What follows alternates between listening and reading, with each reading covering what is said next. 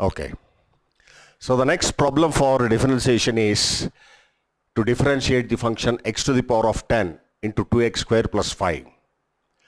As usual, we call the given function as y, where y can be written as x to the power of 10 into 2x square plus 5.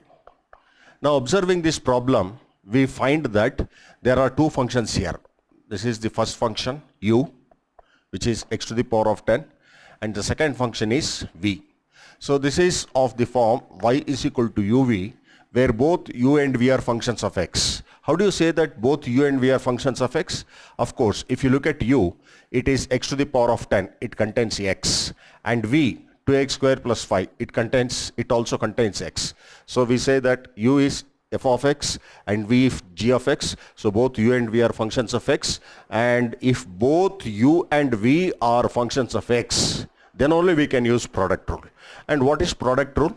Product rule is dy by dx, which is equal to first function, that is u, into differential coefficient of second function, that is d by dx of v, plus second function v into differential coefficient of first function, that is d by dx of u. Now let us just apply the respective values here. What is the u function? U function is x to the power of 10 into d by dx of v function, which is taken as 2x square plus 5, plus v, that is 2x square plus 5, that is v, into d by dx of u.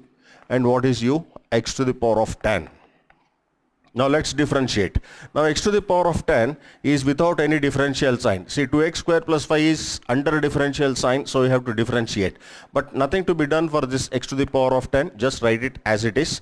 Now differentiate 2x square plus 5. If you differentiate 2x square, then you know that you get 4x using power rule, and differential coefficient of 5 is 0, plus 2x square plus 5, you write it as it is because it is not within differential sign, and differentiate x to the power of 10 using power rule, that is 10x to the power of 10 minus 1, which is 9. So what is the final answer? It is 4x into x to the power of 10 plus 10x to the power of 9 into 2x square plus 5. This is the final answer after using the product rule. So what are the things we have observed? To use product rule, both u and v should be functions of x or functions of z or functions of r, whatever it is.